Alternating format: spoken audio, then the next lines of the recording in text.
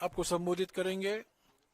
उसके बाद सचिन पायलट जी बोलेंगे, उसके बाद बघेल जी बोलेंगे और अंत में सप्तगिरी आपको संबोधित करेंगे।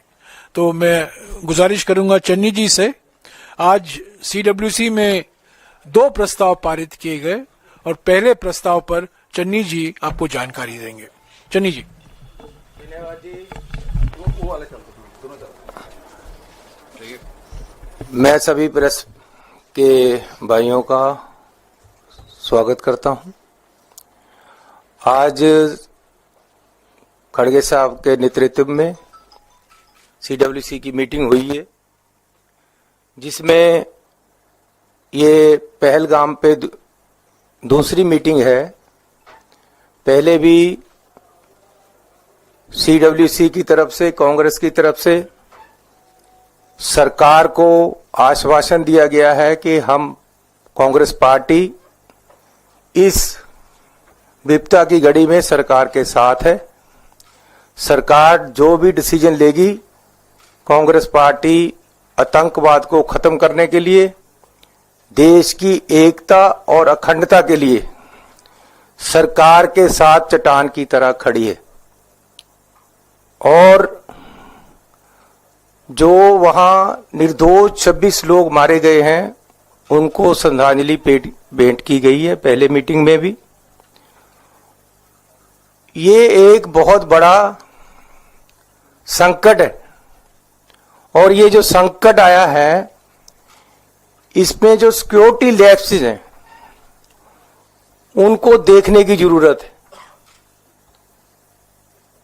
हमें चिंता है कि बार बार ऐसे वाकया क्यों हो रहे हैं। बहुत ही कीमती जानें 26 जानें गई हैं, उनके परिवारों को सरकार मुआवजा दे, उनकी रिहेबिलिटेशन की बात करे, उनके परिवार को आगे तक कैसे बढ़े उसका ध्यान देने के लिए सरकार आगे आए। ये भी आज डिमांड रखी गई है। आज सरकार की जो क्षमता है, जो कॉम्पिटेंसी है, उस पे क्वेश्चन खड़े हो गए हैं।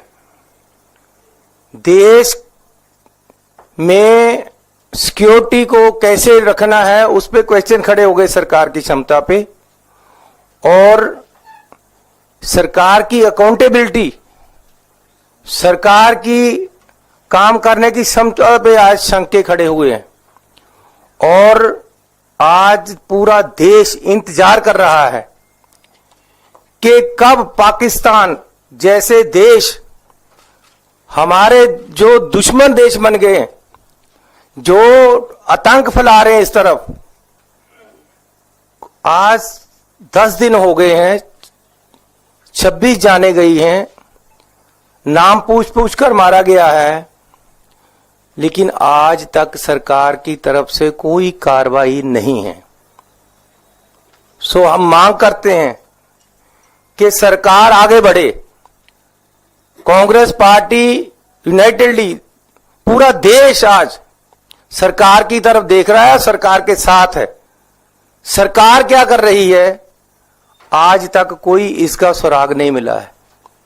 सरकार उन लोगों पे कार्रवाई करे जिन्होंने आतंक फैलाया है, जो दूसरे देश से आकर, जो दूसरे देश की चाल है, जो उनकी हमारे प्रति घृणा एक आतंकवाद के रूप में दिख रही है, उसको सरकार क्या जवाब दे रही है, हम उसका इंतजार कर रहे हैं। और वो हम सरकार के साथ हैं, सरकार उस पर कार्रवाई करे।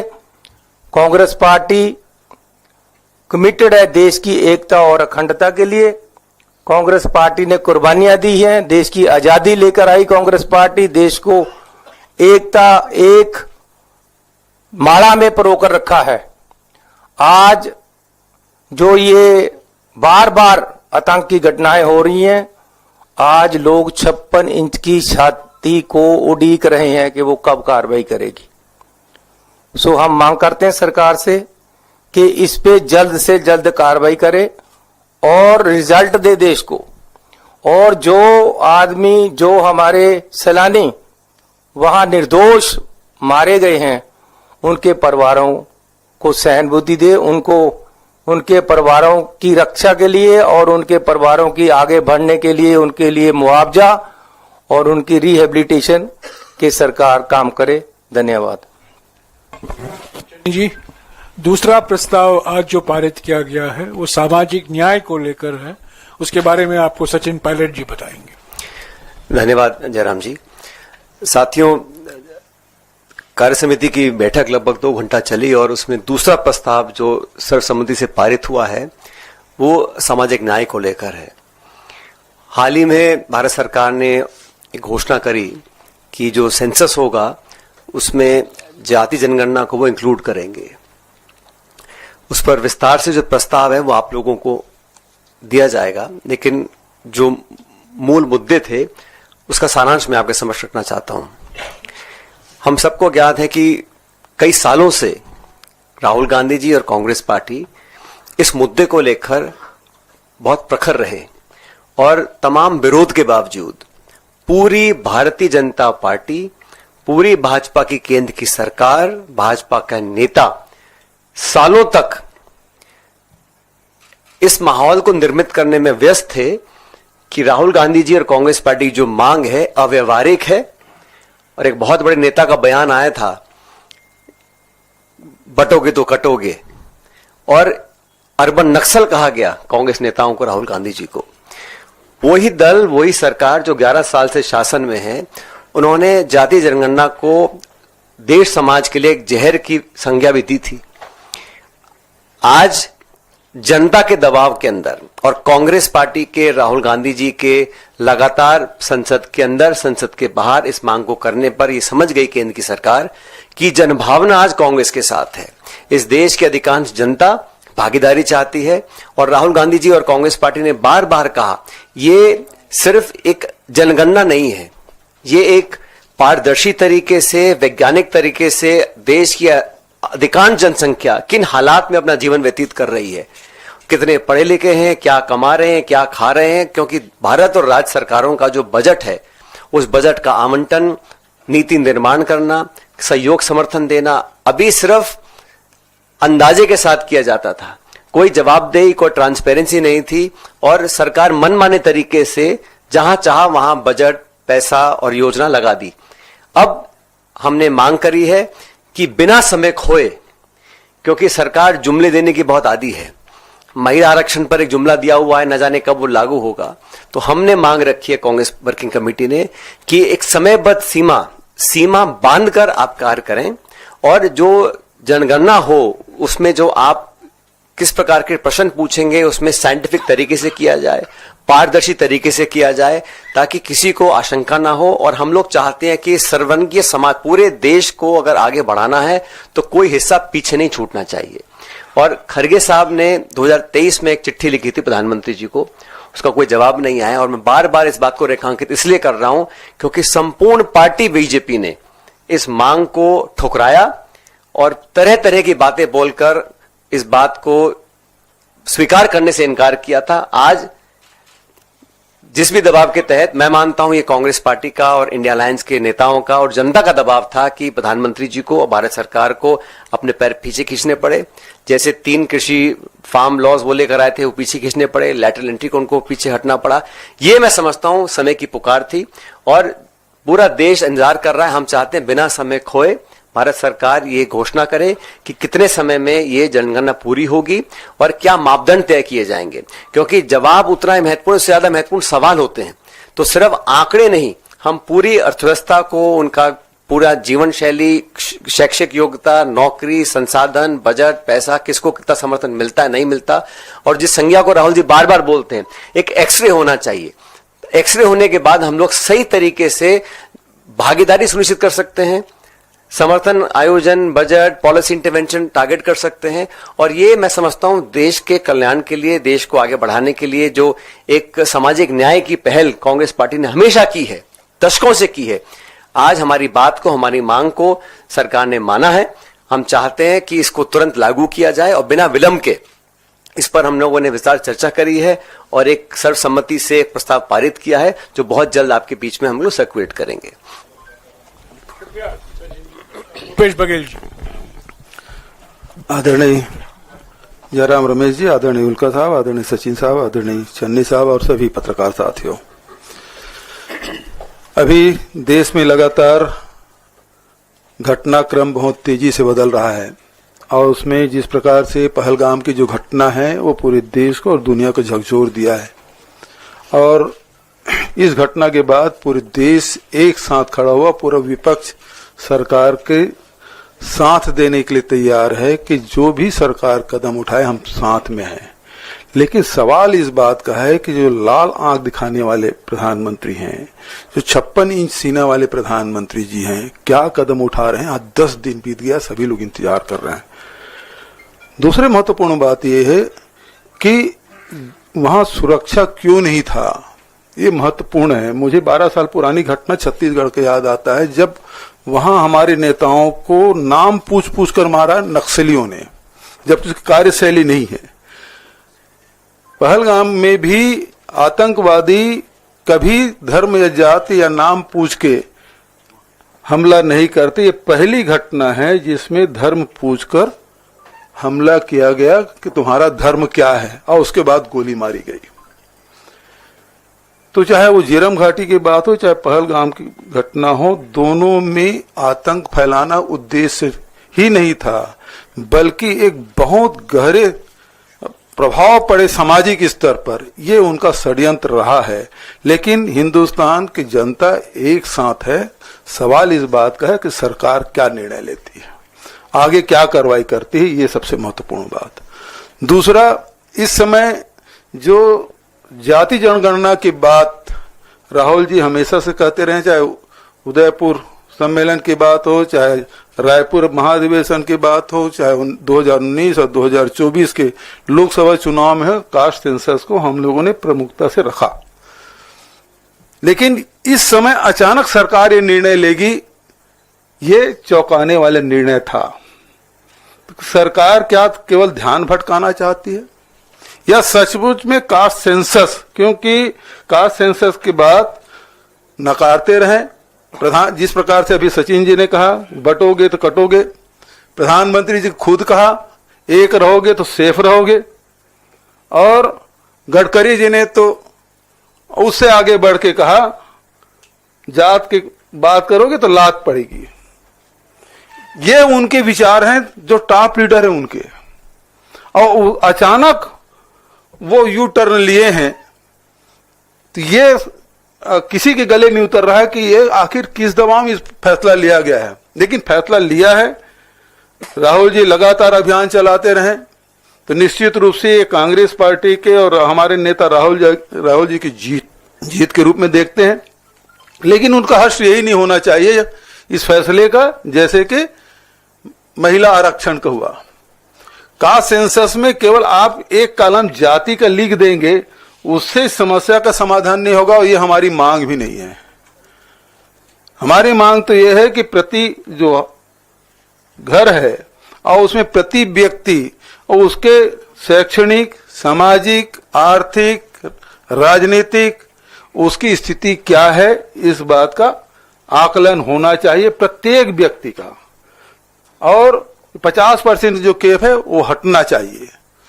तभी तो सही मायने में हिंदुस्तान के जो राहुल जी कहते हैं एक्सरे होना चाहिए, तो सही मायने में एक्सरे तभी होगा जब हम प्रत्येक व्यक्ति बारे में जानकारी हो, और उसके बाद हिसाब से जो देश का जो धन है, राज्यों का जो धन है, वो सही दिशा में लगे, ताकि जो समानता की जो बात है, सामाजिक न्याय की बात है, वो पूरी हो सके। बहुत बहुत धन्यवाद। सप्तगिरी, आखिर में सप्तगिरी बोले। जयराम रमेश जी, भूपेश बघेल जी, सचिन पायलट जी, चन्नी जी और प्रेस के हमारे भाई बहनों, सबको यहाँ पे बहुत बहुत स्वागत है। बात को आगे बढ़ाते हुए इतना ही कहना चाहता हूँ, राहुल जी के साथ मैं लोकसभा में हमेशा देखते आ रहा हूँ कि उनकी लड़ाई कैसे चलती रही है।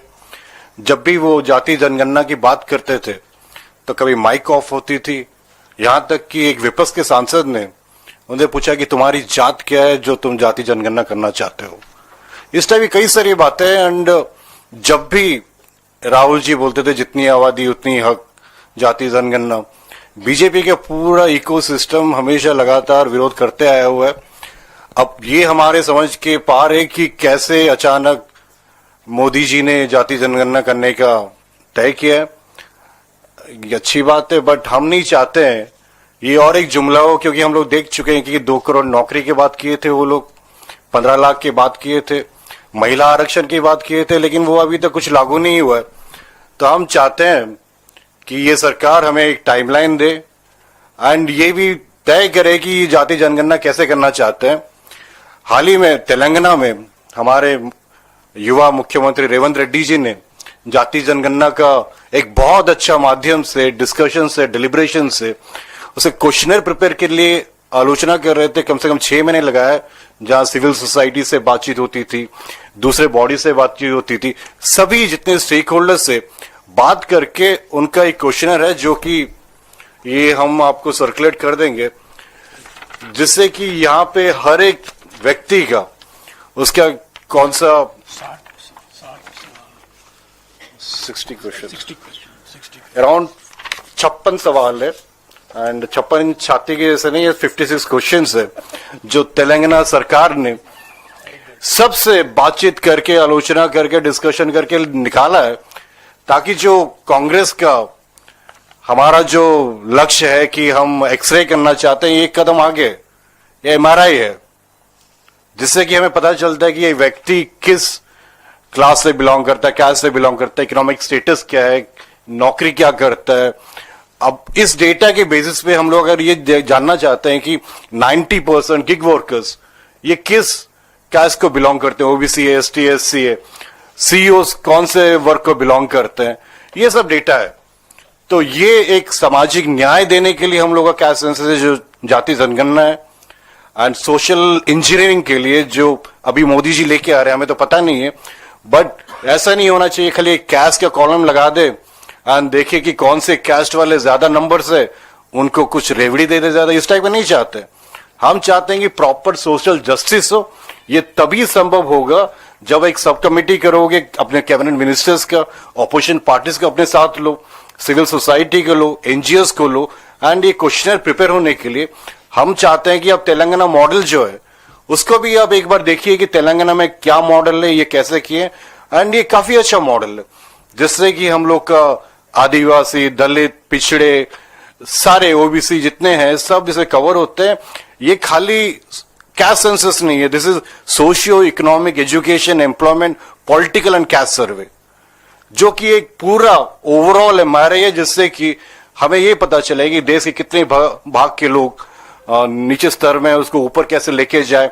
एंड ये एक हम चाहते हैं कि अचानक से मोदी जी लेके आए, ये बिहार इलेक्शन के लिए जुमला ना हो, बोलते बहुत कुछ है, करते बहुत कम है।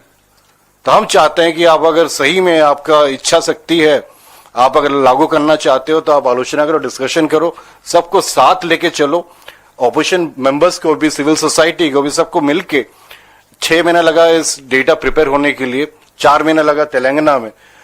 4-6 महीने में आराम से आप अगर बैठोगे एंड प्रॉपर बजटिंग भी होगा, बजट का प्रोविजन भी नहीं दिए, अनाउंस कर दिए माननीय मंत्री अश्विनी वैष्णव जी की कास्ट सेंसस हम लागू कर रहे हैं, अगले दिन देख रहे हैं और एक मंत्री आ रहे हैं जो पंडित नेहरू के बारे में बोल रहे हैं।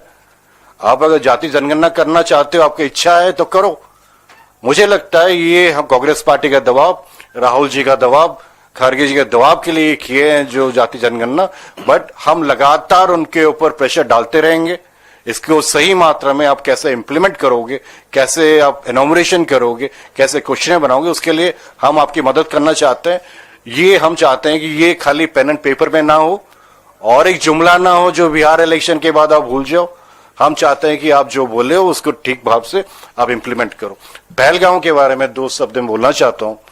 पहलगांव जो ये घटना घटी, दुखद घटना घटी, उसके 3 दिन पहले रूरल डेवलपमेंट पंचायत राज स्टैंडिंग कमेटी का मीटिंग्स थे वहां पे, जहां पे हम ग्रामीण सड़क का ये इंस्पेक्शन करने गए थे। एंड उस वक्त जो माहौल था, जो हमने बात किया, तो वहां पे सब यही बोल रहे थे कि ये सब ठीक हो गया, अभी कुछ प्रॉब्लम नहीं है। हमें याद है जो पहले हम लोग MP जाते थे, श्रीनगर में भी बुलेट प्रूफ गाड़ी दिया जाता था, बट इस बार हम लोग की कमिटी नॉर्मल गाड़ी में गए, एस्कॉर्ट्स थे, सिक्योरिटी था, लेकिन नॉर्मल गाड़ी में बोले, हम पूछे तो ये बोले कि सब ठीक हो गया।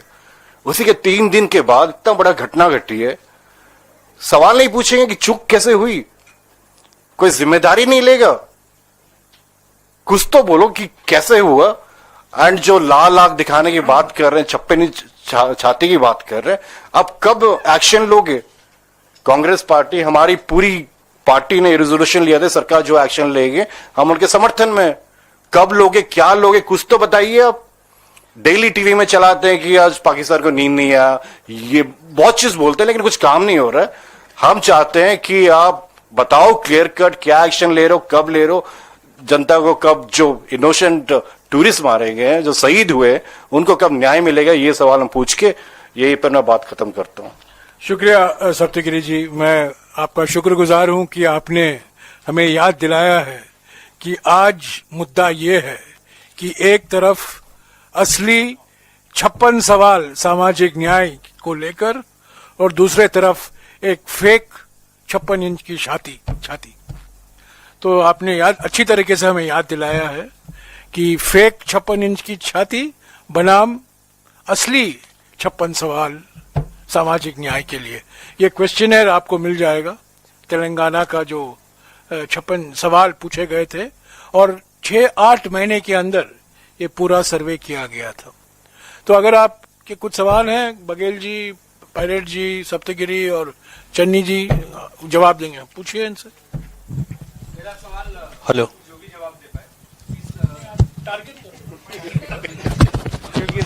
राहुल गांधी इस बैठक में थे। राहुल गांधी संसद से लेकर सड़क तक जाति जनगणना को लेकर आवाज उठाते रहे हैं और ये कहते रहे कि उन मच्छी की आंख है कास्ट सेंसस कराना।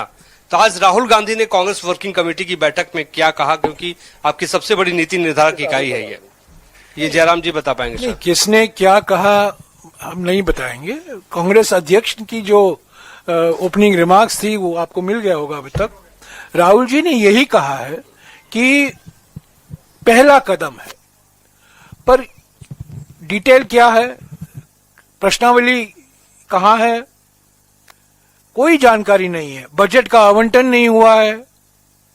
तो उन्होंने कहा पहला कदम है, हमारी आलोचना की गई, हमें निशाना बनाया गया। अचानक जब पूरा देश पहलगाम को लेकर शोक मना रहा है, अचानक रात को यह निर्णय लिया गया, क्यों लिया गया, तो ये सब सवाल उठते हैं। तो राहुल जी ने यही कहा कि ये पहला कदम है, पर और कई सवाल बाकी हैं। 50% सीमा का सवाल बाकी है, अनुच्छेद 15(5) का सवाल बाकी है, तो बहुत सारे सवाल हैं। पर सेंसस को ही लेकर राहुल जी ने यह कहा कि अगर आप ईमानदारी से करना चाहते हैं तो तेलंगाना मॉडल को आपको अपनाना ही होगा। 56 इंच की छाती छोड़िए, 56 सवाल पूछिए, यही उन्होंने कहा। सर, बघेल सर से मेरा सवाल है, नीरज हूं न्यूज 18 इंडिया से। जो जातिगत जनगणना को लेकर प्रस्ताव है, उसमें आप लोग की मुख्य मांगे क्या है? ऐसे तो आप लोग रखते रहे, लेकिन अगर 3-4 मुख्य मांगों की बात करें, जैसे आप चाहते हैं कि समय सीमा के तहत हो, इसके अलावा और क्या क्या मुख्य मांगे हैं? पहली बात तो यह है कि जो भारत सरकार की कार्यशैली है, मोदी जी की कार्यशैली है, वो उसमें लोगों को विश्वास नहीं है। उसके कारण पहले भी बताया जा चुका है, मैं उसको दोहराना नहीं चाहता। लेकिन अभी ये है कि ये टाइम बाउंड प्रोग्राम होना चाहिए, नंबर 1। नंबर 2, ये केवल जाति जनगणना नहीं है, केवल आप एक कॉलम डाल दें आपकी जाति क्या है, वहां तक के सीमित नहीं रहना चाहिए। जिस प्रकार से अभी उल्का जी ने तेलंगाना मॉडल की बात कही, जिसमें 56 प्रश्न है, जिसमें आर्थिक, सामाजिक, राजनीतिक, वो सारी स्थिति के बारे में, वो जमीन वाले हैं कि नौकरी वाले हैं कि व्यापार करते हैं, जमीन है तो कितनी जमीन है, लैंडलेस है, वो सारी चीजें इसमें कवर होना चाहिए। और तीसरा बात जो अभी जयराम रमेश जी ने कहा, 15(5) का उल्लेख, जिसमें प्राइवेट यूनिवर्सिटी है, कॉलेज है, उसमें भी ST, SC, OBC को भी उसमें आरक्षण मिलना चाहिए। ये सारी बातें हैं जिसमें समावेश किया जाना चाहिए। 50% के जो कैप है वो हटाया जाना चाहिए। जयराम जी इधर। मैं न्यूज 18 जम्मू कश्मीर से हूं। आप लोगों ने एक सवाल उठाया कि जो सरकार की, भारत सरकार की नीति है वो स्पष्ट नहीं है, लेकिन भारत सरकार ने कई बड़े कदम उठाए हैं और इंफ्रास्ट्रक्चर ट्रीटी से लेकर सभी चीजें सामने हैं। लेकिन आपको ऐसा क्यों लगता है कि इस चीजें स्पष्ट नहीं है? और जिस तरीके से भारत सरकार ने कहा कि हमने फौज को पूरी तरीके से छूट दी है, क्या उससे भी आप लोग संतुष्ट नहीं है? देखिए, सवाल इस बात का है कि ये बात उरी के समय भी कहा गया और ये समय पुलवामा के समय भी कहा गया, वही बात अभी कही जा रही है। तो भारत सरकार ने सेना को छूट दिया हुआ है, उन्होंने कहा कि आपको छूट दी जाती है, लेकिन डायरेक्शन किससे लेंगे? सेना अपने आप तो लेती नहीं। ये कहने के लिए अलग बात है कि सेना को छूट दी गई है, लेकिन डायरेक्शन, निर्देश तो भारत सरकार से लेंगे, चाहे रक्षा मंत्री निर्देश दे चाहे प्रधानमंत्री दे। तब तो ये अपने दायित्व से क्यों बचना चाह रहे हैं? महत्वपूर्ण बात है, उनको न्याय कब मिलेगा, देश को न्याय कब मिलेगा? देश में जो अटैक हुआ, ये आक्रमण भारत के ऊपर है, और वो जो 26 लोग मारे गए हैं, शहीद हुए हैं, उनको न्याय कब मिलेगा? इसकी जिम्मेदारी कौन लेगा? इसकी जांच कब कराएंगे? क्या गृह मंत्री जी इसकी जिम्मेदारी लेते हैं कि रक्षा मंत्री इसकी जिम्मेदारी लेते हैं? सूचना तंत्र क्यों फेल हुआ? सुरक्षा में चूक क्यों हुई? जब वहां एक सांसद अपने शादी की सालगिरह मनाते हैं तो पूरी सुरक्षा व्यवस्था, और हजारों जब वहां सैलानी जाते हैं तो उनके एक कांस्टेबल तक नहीं। तो देश के सामने तो सवाल यही है, जो पीड़ित पक्ष है वो यही सवाल पूछ रहे हैं, हमारी सुरक्षा क्यों नहीं दी गई, हमको सुरक्षा क्यों नहीं दी गई? इसकी जिम्मेदारी कौन लेगा? क्या गृह मंत्री जी की इस्तीफा नहीं देना चाहिए इसमें? सर आई हैड सर मेरा ऑलमोस्ट सिमिलर क्वेश्चन था, बस एक चीज उसमें ऐड करनी है, like NIA has already done the investigation and ISI and Pakistan का नाम उसमें क्लियरली मेंशन है। जो भी स्टेप्स उठाए हैं गवर्नमेंट ने, if you are not satisfied which is clearly being mention in the resolution, what are you expecting from the government? Because whether it is about water treaty और the terror crackdown which is happening in Jammu Kashmir, अगर आपको वो satisfactory नहीं लग रहा है तो what action you are suggesting to the government sir? ऐसा है कि जो स्टेप उठाए हैं उसमें इधर के नागरिक जो गए हुए थे उनको बुला लिया, तो इधर आए थे उनको भेज दिया। इससे उसका क्या संबंध हुआ जी? क्या फर्क पड़ा? जो इनके मरे हैं उनको क्या फायदा हो गया? बाघा बॉर्डर बंद किया है, वो तो 10 साल से बंद है, एक भी गाड़ी 10 साल से इधर नहीं आई है। वहां बंद करके अडानी को दे दिया गया है, पाकिस्तान का टोटल बिजनेस दूसरे देश के जरिए अडानी जी को जा रहा है, उसका कोई फायदा नहीं है। वाटर ट्रीटी रद्द की है, वो तो पॉसिबल ही नहीं है। 10 साल लगेंगे बहुत पैसा लगाकर, फिर भी 20% पानी बचा सकेंगे शायद, क्योंकि जो धरती का झुकाव है उस तरफ है, पानी वापस ही नहीं आ सकता, उठाना पड़ेगा पानी को। तो ये जो सब कुछ किया गया है इसका तो कोई मायने ही नहीं है। इससे देश की जनता कैसे संतुष्ट हो? तो हमें चाहिए कि जो हमारे जख्म हुए उन पे मल्लम कैसे लगती है। जो जब पहले अटैक हुआ था तो 40 हमारे आदमी मर गए, जो उस समय पगड़ी के ऊपर से तुरला गया था ऊपर को, उसको हम तुरला बोलते पंजाबी में। उस समय इलेक्शन था, उस समय तो बड़ा तुरला चल रहा था कि जी हम ये कर देंगे, हम वो कर देंगे। आज तक मैंने तो पता नहीं चला मुझे तो कहां स्ट्राइक हुए हैं, कहां बंदे मारे गए थे उस समय, कहां वहां पाकिस्तान में हुआ था। हमारे देश में आकर कोई बम गिरे पता नहीं चलेगा। कहते जी पाकिस्तान में हमने सर्जिकल स्ट्राइक किए थे, कोई कुछ नहीं हुआ, कहीं नहीं दिखे सर्जिकल स्ट्राइक, किसी को नहीं पता चला। अरे मैं तो हमेशा मांगता रहा हूं भैया, लेकिन आज देश के लोगों के जरूरत है उनके जख्मों पे मल्लम लगाने की। हम डिमांड करते हैं कि भैया कुछ करो, बताओ देश को कौन है आदमी और उनको सजा दो। धन्यवाद। One point, Jairam ji. You see, we must understand, as a political party, we have acted in supreme national interest. When the Parliament of India was attacked, Vajpayee ji was Prime Minister. If you recall, Mrs. Sonia Gandhi was leader of opposition in Lok Sabha. I remember her speech. she got up and spoke on the floor of the House that Mr. Vajpayee, you are BJP's Prime Minister, but today India has been attacked. So the Congress party has historically delivered what is its responsibility. We supported Vajpayee ji to take whatever action he deemed necessary. And it's not today that Kharge ji, Rahul ji are saying we are with the government. At any challenge that the nation's integrity is posed with, the Congress party responds with full responsibility. Now, when Mrs. Gandhi said that on December 13 attack on Parliament, today the Congress party realizes this attack is not on tourists, they are Indian citizens, it's an attack on India. And I think it is the responsibility of all of us, but primarily because of the government of India, they have to respond appropriately. They must do it in a way, in a fashion that is satisfactory to 1.4 billion people. What we are saying today here is that the entire country is given unquestionable support. Across political spectrum, across society, across religion, everyone is unanimous in saying that we must respond and respond with equal measure. Because this can't go on. All these attacks in Pulwama, Pahalgam, so on and so forth, it has to stop. And it cannot go on forever that we keep getting injured and mutilated and hurt and killed, and then we respond with some rhetoric and some speeches and ask the armed forces to do what they deem fit. Like Bhupesh ji said, they have to be given direction. India, unlike other neighboring countries, we today, the command control is with the political leadership. So we ask and we seek an adequate response, more than adequate response in a timeline fashion. So we are saying, हम support कर रहे हैं, आप respond करिए, पूरा देश आपके साथ खड़ा है. What more can a sitting government want? And that's the point we trying to make. Ajay Ajay Sachin ji, चूंकि आप इस मुद्दे पे बोल ही रहे थे तो इसलिए ये सवाल छोटे छोटे दो है, एक पहलगाम पे और दूसरा जातिगत जनगणना।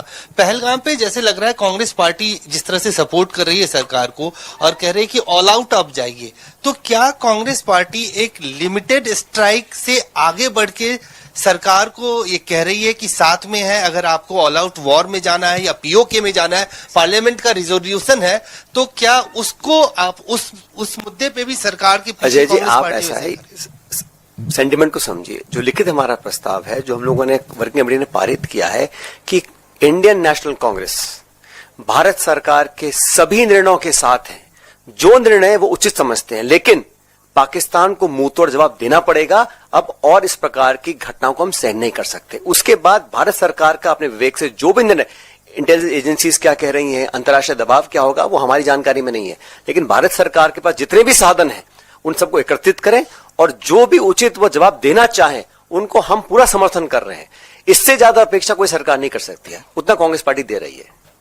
छोटा सा सवाल बघेल साहब से कास्ट सेंसस को लेकर, जातिगत जनगणना का फैसला जब से मोदी सरकार ने लिया है, हर राजनीतिक पार्टी इसको सेलिब्रेट कर रही है और लगता है जैसे श्रेय लेने की हो रहा है। बीजेपी जिसने पहले मुखालफत की थी और जब मोदी सरकार ने यह फैसला लिया तो अब सारा श्रेय वो क्रेडिट लेना चाहते हैं। समाजवादी आंदोलन से निकली पार्टियां, आरजेडी और ये लोग भी कह रहे हैं कि लालू यादव 30 साल से कह रहे थे, राहुल गांधी भारत जोड़ो यात्रा से, तो लगता है जैसे पॉलिटिकल डिविडेंड इसका जो भी मिलेगा उसका बंदर बाट अभी से शुरू हो गया, उसको किस तरह से देखिए आप भारत जोड़ो यात्रा के समय आपने देखा उदयपुर सम्मेलन जो फैसले उनको देखा, रायपुर में जो महाधिवेशन हुआ और अभी जब अहमदाबाद में सम्मेलन हुआ, राहुल जी के सारे भाषण निकाल के देख लीजिए, एकमात्र नेता हैं जो हर भाषण में इस बात का उल्लेख करते हैं और इसके बिना काम नहीं चलेगा। दबाव कांग्रेस पार्टी का और राहुल जी और खड़गे जी ने जो पत्र लिखा और स्पीच आप देखेंगे लोकसभा में राहुल जी का, उसमें तो उन्होंने कहा कि आपको करना होगा, मतलब इतने कॉन्फिडेंट थे कि ये होना ही है, आप रोक नहीं सकते। ये बात राहुल जी ने कही। अब सवाल इस बात का है कि गिरगिट भी शर्मा जाए जो भारतीय जनता पार्टी के नेताओं ने जो रंग बदला है, इतना तो गिरगिट भी नहीं बदलता जितना भारतीय जनता पार्टी के नेताओं ने बदला है, प्रधानमंत्री से लेकर नीचे तक के। अब उसके बारे में क्या कहा जा सकता है? भूपेश जी की बात में ऐड करना चाहता हूं, ये बात रंग बदलने की कर रहे हैं, ये पहला उदाहरण नहीं है। जब से सरकार बनी है, मनमोहन सिंह जी ने शुरू किया था डायरेक्ट बेनिफिट ट्रांसफर, पहला हमने किया था राजस्थान में, भाजपा ने विरोध किया। महिला आरक्षण का राज्यसभा में समर्थन किया, लोकसभा में विरोध किया। एफडीआई इन रिटेल विरोध किया, आज समर्थन कर रहे हैं। एफडीआई इन डिफेंस उसका विरोध किया, समर्थन कर रहे हैं। परमाणु करार भारत अमेरिका का जब हुआ तब विरोध किया, आज वो जप्पियां चल रही हैं वहां पर। तो आधार कार्ड का विरोध किया, जीएसटी का विरोध किया, जो सारे इन्होंने विरोध किए थे आज 100% उन्हीं को लागू कर रहे हैं। तो ये कोई बहुत, मैं तो बहुत आश्चर्यचकित नहीं जो इस प्रकार का अभी जो रंग बदला है इन्होंने। चन्नी साहब, आपने कहा कि हम सरकार के साथ चट्टान की तरह खड़े हैं, लेकिन सरकार पर आपको संदेह भी है, ऐसा क्यों है? पहला सवाल। और दूसरा, पंजाब और हरियाणा का जो पानी का विवाद है जो लगातार बैठ के चल रही है, उसको लेकर आपका क्या कहना है? आपके पहले सवाल पे तो मैं काफी बोल चुका हूं। दूसरा जो सवाल है वो मैं अभी नहीं यहाँ छेड़ना चाहता, क्योंकि हमारी जो जितनी बात है सारी डाइवर्ट हो जाएगी। वो भी बड़ा इंपॉर्टेंट इशू है, मैं अलग से बात कर लूंगा उस पर।